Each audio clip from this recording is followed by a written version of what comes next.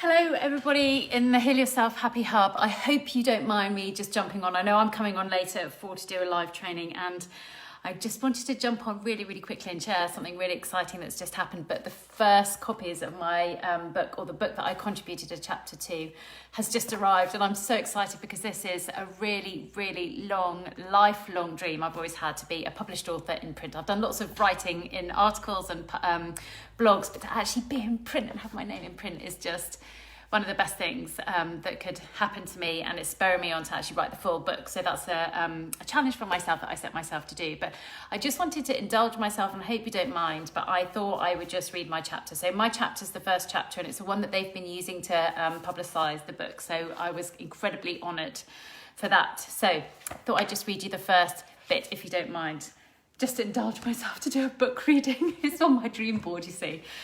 So anyway, Heal Yourself Happy and the Heal Yourself Happy methodology. I was told once that happiness is just a single, simple decision away, that you could just decide to be happy. At the time, I was in the depths of a deep depression, suffering PTSD, insomnia, and an eating disorder, where the thought of eating made me feel physically sick. The thought of just deciding to be happy felt a million light years away.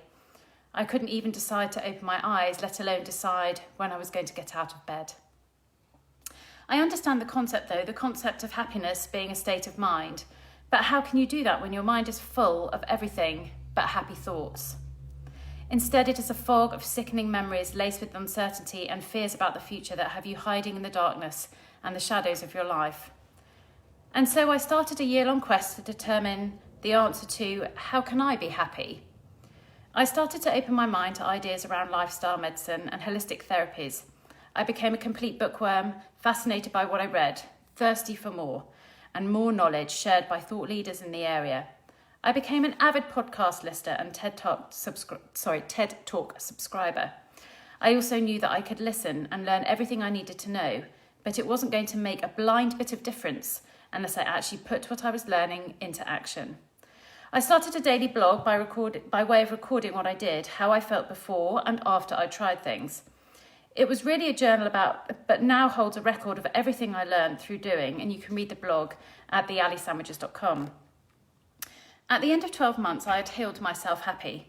I was ready to start the next chapter of my book of life. I may have been a victim of circumstances way beyond my control, but I never felt like I behaved like a victim. I had been a researcher, an explorer, and now I was bringing my treasures home. I had found the jewel of happiness within me, and I wanted to show others how they could do the same. Whew, that makes me quite emotional. I then spent the next 12 months retraining and getting qualifications in holistic health coaching, as well as meditation and mindfulness. I started to work with others who found themselves in the dark and showed them how to find their jewels of happiness within, and how they too could live a life in the light.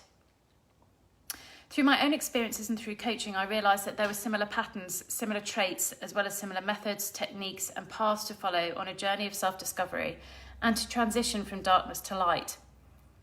In many unsettling or traumatic cases, people look for a magic pill to help get through it, to get over it, or avoid it altogether, in order just to survive and carry on. But I believe the only magic pill that creates sustainable change, healing or growth is the magic that we find within ourselves. I believe that you are in control of your life and your destiny. I also believe that you can overcome anything if you want to badly enough. And I believe this because it is my story too. I lost my career to the juggle of motherhood, progression and burnout. I lost my identity, no longer knew my purpose or role in life. I lost my mum twice, once to Alzheimer's and then very suddenly to pneumonia.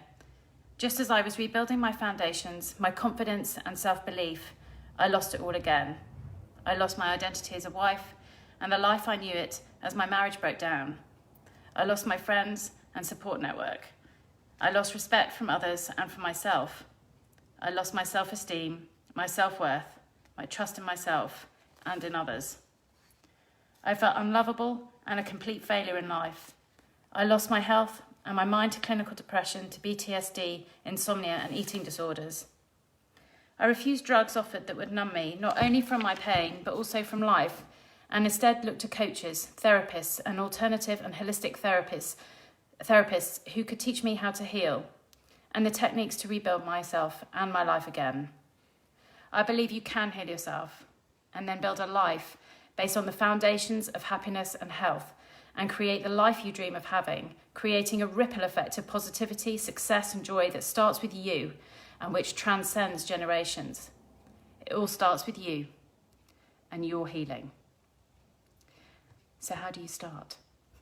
And that's when the rest of my chapter goes on to explain what you can then do using my Heal Yourself Happy methodology. So you can find that in my book, or you can find it in my online programs. But thank you so much for listening and for letting me indulge myself just to read those first few pages of my very own published book.